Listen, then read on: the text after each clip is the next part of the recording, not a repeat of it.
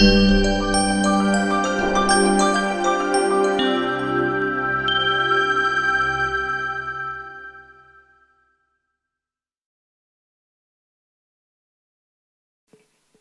you very much. My name is Takako Nabeshima. I am a very rare researcher about African politics in Japan. So I am very glad to suggest a lecture today, but I talk about the social aspect of water in the social science. The title is Integrated Water Resource Management and World Water Policy. The contents of this lecture is like this. I show you some perspective of water as right and security. I explain historically about the formation of these concepts. Such water concepts influence on water policy on the government and international economic order. Let's think about the sectors where water and sanitation problems has occurred. So we will see many actors that participate in the decision-making for the water democracy. Finally, I will verify that African peasants are actors for the water resource management. This verification will be an opposing argument against many social scientists who have thought that African peasants are too static and too unreasonable to realize the democracy. We are going to the historical evolution to recognize water as human rights. But before that, we have to understand the nation state. Because diverse concepts of human rights have been formed under the nation state regime. Nation state was established after the civil war between Catholic and Protestant by Westphalia Treaty in 1648 in Europe. Nation states has been standardized in the world. The conditions of nation states are frontier,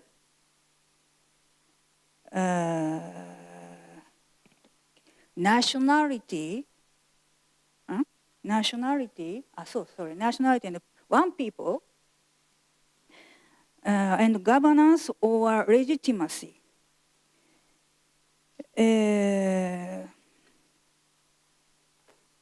Nationalism has made people exclusive for the foreigner. So foreigners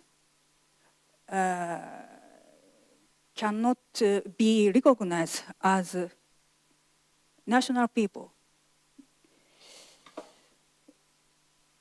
The realism of international politics research, the realism of interpolitical science think that the nation state has a nature of a destiny to seek powers and national interest. For example, security of territory against a foreign enemy,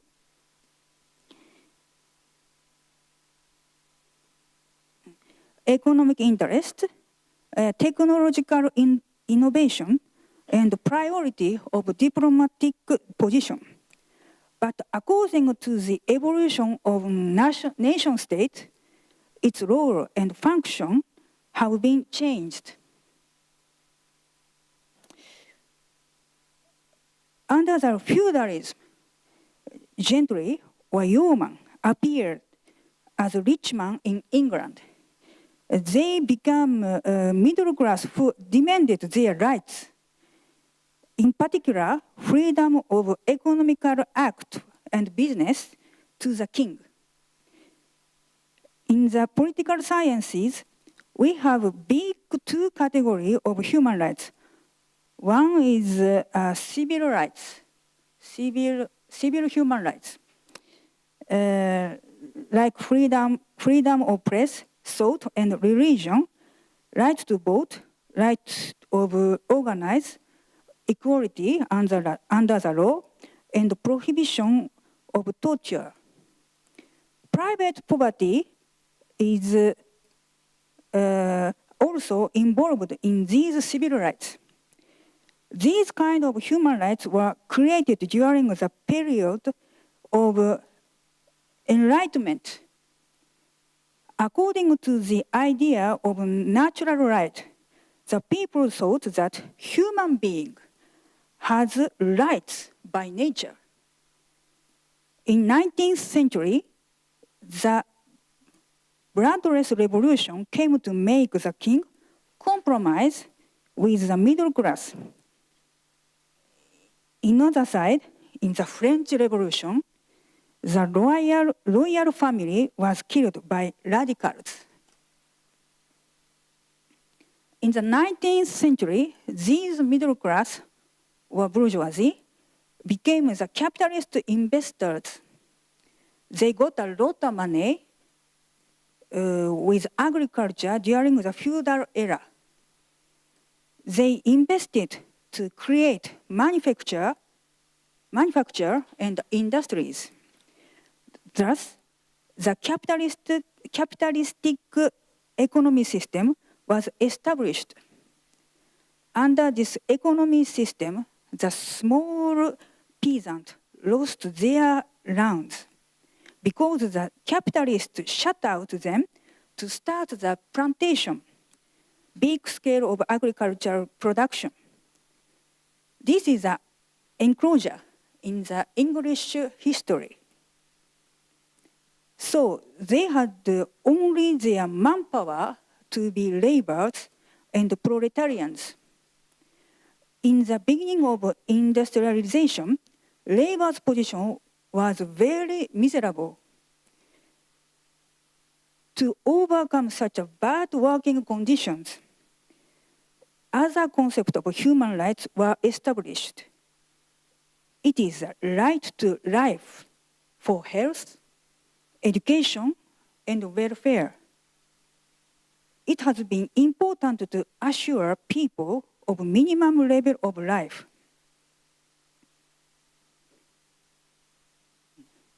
In the republic regime, middle class or bourgeoisie shut out religion and regional culture to realize reasonable governance. In the era of industrialization, European bourgeoisie thought that they were capable to make some reasonable and efficient decisions in the capitalistic economy. Capitalists demanded civil liberties for the decisions in the capitalistic economy.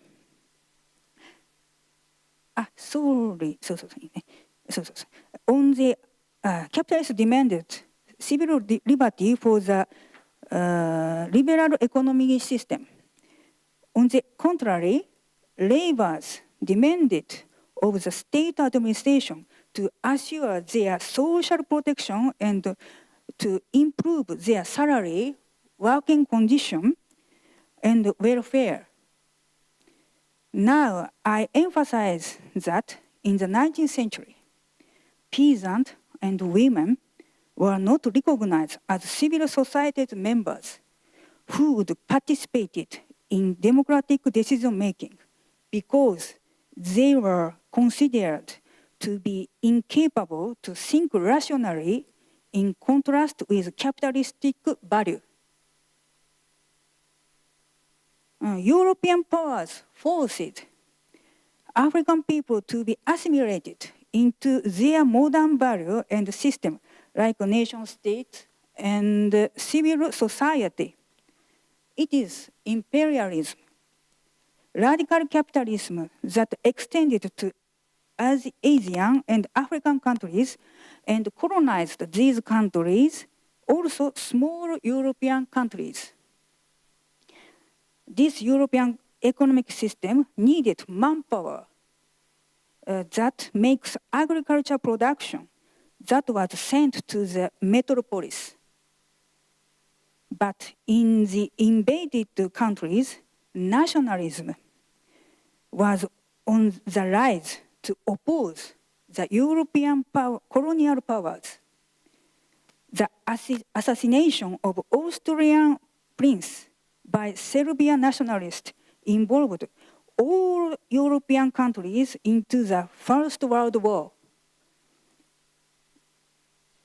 And because of a failure of Versailles Order after the First World War, German Nazism and Japanese military regime tried to extend their political invasion using mass nationalism. After the Second World War, Cold War order neglected state sovereignty. Many national states of developing countries violated their people's human rights to stabilize public order and accelerate nation building and economic development using military and economic support of superpowers. In 1970s, the capitalism initiated by big enterprise developed in Europe. So nation states has been weakened. State administration lost its capacity to realize the people's welfare. The people lost his legitimacy for the nation-state regime. In this historical evolution, the concept of human rights have been multiple.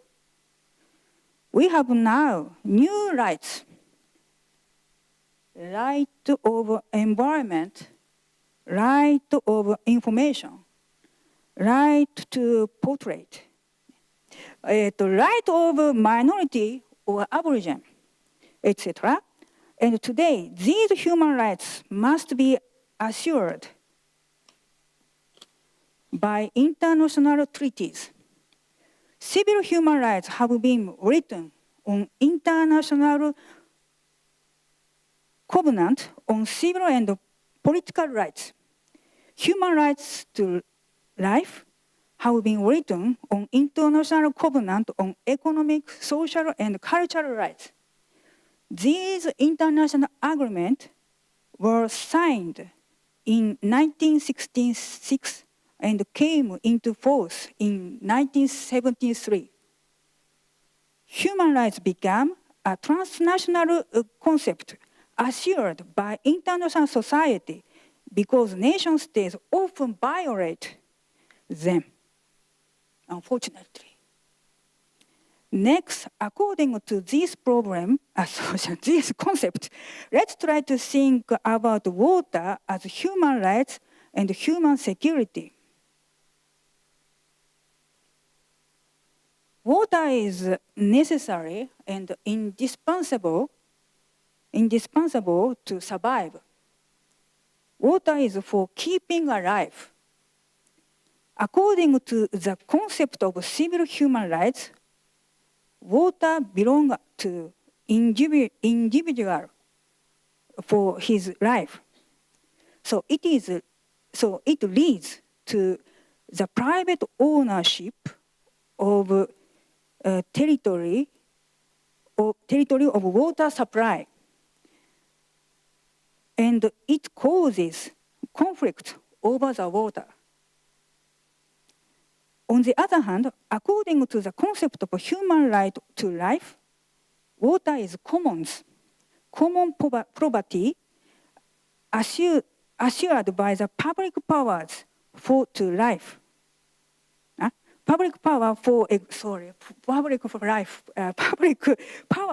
for example, state administration, United Nations special organization like UNICEF, UNDP, World Bank, etc. You know maybe that the first international organization was established as International River Commission in 1958 to settle a water problem of Rhine and Danube-Donau rivers that flow among many countries. Many NGOs and civil society groups are against the privatization and commercialization of water. They often criticize some enterprises that make and sell water production. But to keep water clean or make the reuse of water, investment and cost are needed. It is doubtful that the public powers are able to fund their budget for that. Moreover, today, water is a transnational issue as indispensable condition of human rights and life. That is a human security suggested by Amartya Sen and Sadako Ogata. On the basis of this idea, United Nations established Millennium Development Goals. They think that these goals are indispensable conditions to life of human beings. They are aware of not only security of nation state, but also security of individual life. I synthesize what I said about water.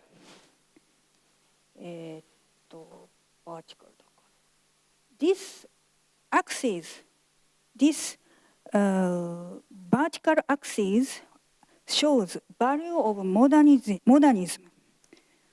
This horizontal one shows theory of international political sciences. This table means that the more liberal and realist the nation state is, the more it seeks water as sovereignty for national security and interest. The more socialistic and liberalist nation state is, the more it carries out water policy as commons. But nation states is not more capable to assure the people's human rights. So the international society has to assure them as a transnational issue. Which side do you agree with? I think that it is nonsense to choose one, because water concerns many actors, sectors, many organizations, many actors.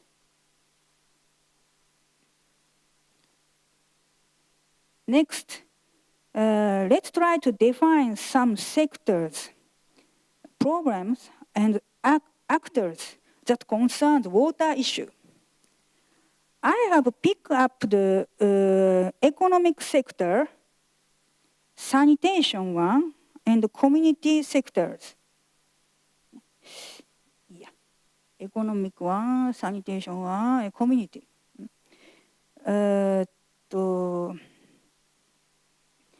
Agriculture and industry are important in the economic sector.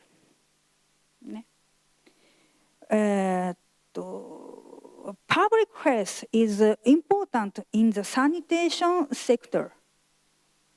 In the community sector, culture and local knowledge are useful. Now,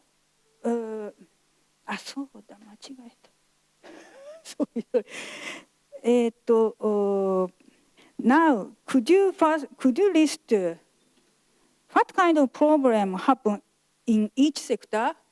Someone can answer. in the economic sector, what kind of problems happen? No one? Sure. So, I answer.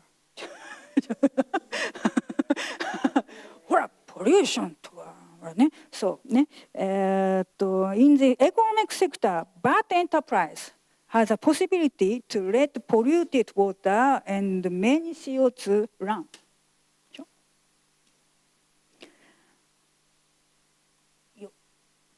So, in the sanitation sector, a public health problem, what kind of problem happen? I think that contagious disease happened, maybe, in this sector, sanitation sector. And I thought more, you thought maybe the answer in the community sector already, maybe, but poverty and land use.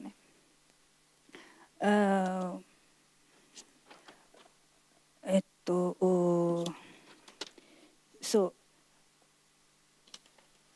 land use causes severe problem over water supply for the agriculture. Contagious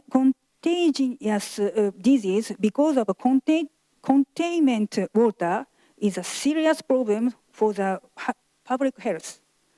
In the community, the abuse of land causes lack of water. It brings little of agriculture production.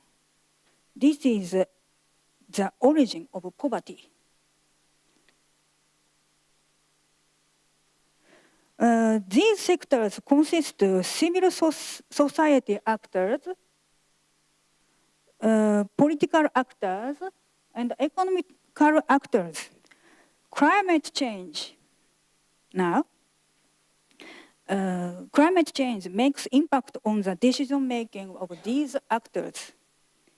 Technological innovation can suggest some resolution to these actors. Next, please tell me actors that participate to each actor. To this sector, what kind of actors participate?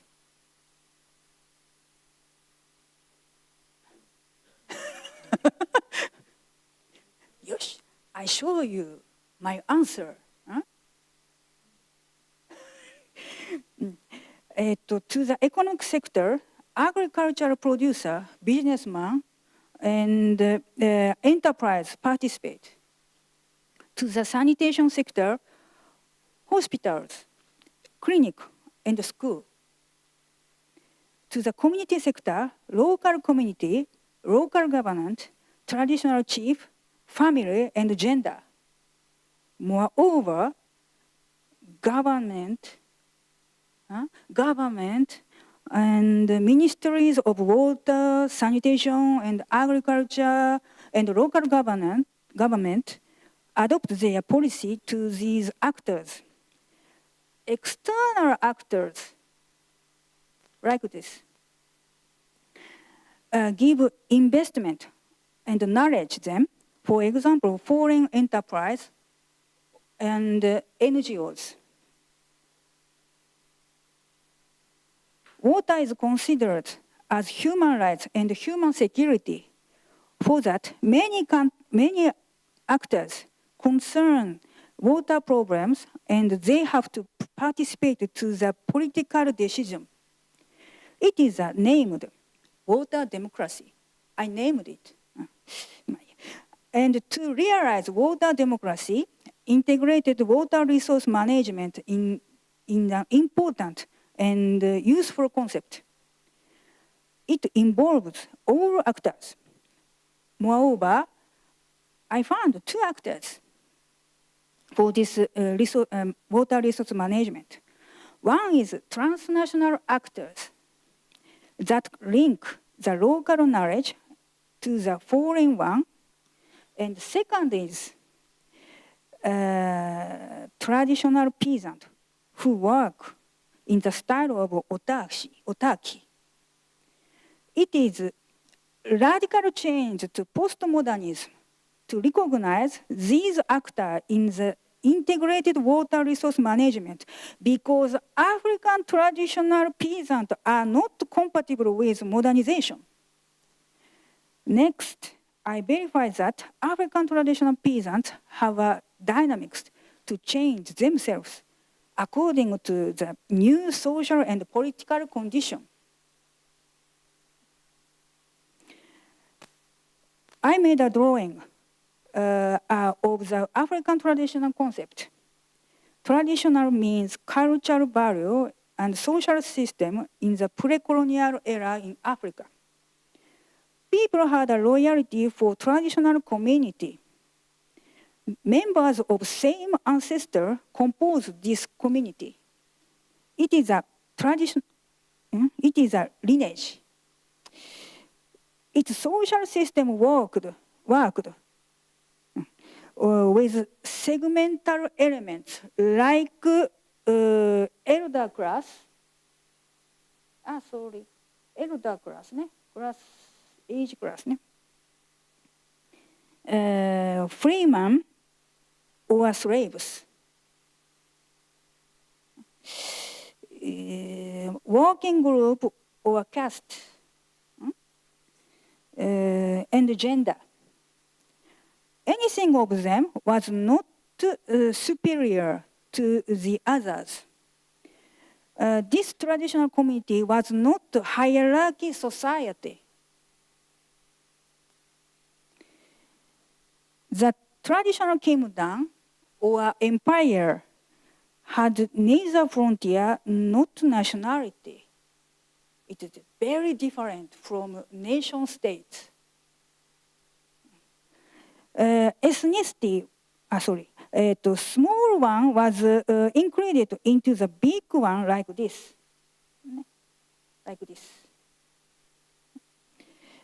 No frontier, without a frontier.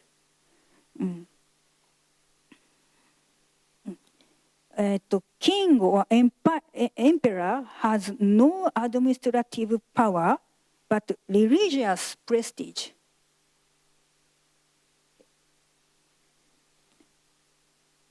These countries were formed by multi-ethnic society. Ethnicity was a group that share and practices same cultural ceremony and or custom. Small ethnic group was often included into the big one.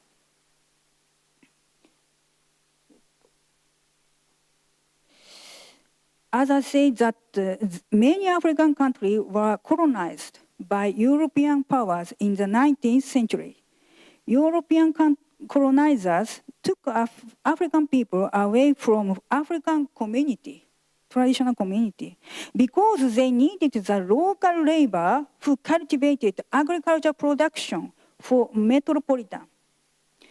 European imperial powers forced African people to be assimilated into these modern systems like nation state and civil society. During the colonization, this traditional society system, included culture and social status, was neglected. The colonization brought destruction of traditional value and the change in the social system. In consequence, acculturation and social stratification occurred in the African traditional society. It brought elite and mass peasants, in particular military elite and ethnic secessionists or subnationalists. African society became ambivalent, no balance, ambivalent and dualistic between tradition and modernity. After the independence in the 1960s, state elite tried to modernize traditional peasant for nations building and economic development so that they wouldn't be ethnocentric. But this policy of modernization was so inadequate that it causes political instability and weak governance. After the independence, many African elites chose authoritarian regime because they thought that African states needed the power to integrate people into the nationalism. I developed this point of view to explain African-style socialist countries like Senegal, Guinea, Madagascar, and Tanzania. These African-style socialists made their artificial nationalism using traditional community culture. But peasants lost their confidence in the government because of the bad agriculture policy, and they found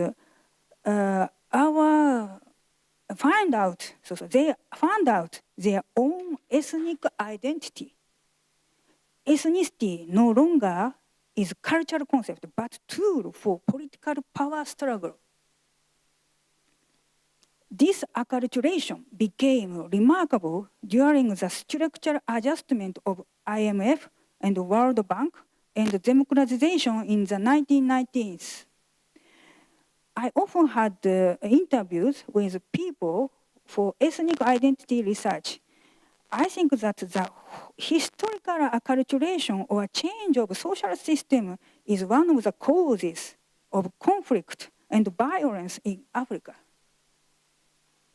Social dynamism of peasant is estranged from the administration in Africa because of bad agricultural policy, historically being marginalized by state administration. African peasants were flexible to change their position. It is a dynamics for them to survive. Many scholars of social sciences thought that to realize democracy, rational citizens' political participation is necessary. Peasants have not been recognized as rational social actors. It is political participation authorized only the advanced countries and African peasant citizens, and they capable to make a rational decision. The goal is not an economic development like European or American one. Peasants try many ways of save water, and they are flexible to learn agricultural technique from their neighbors.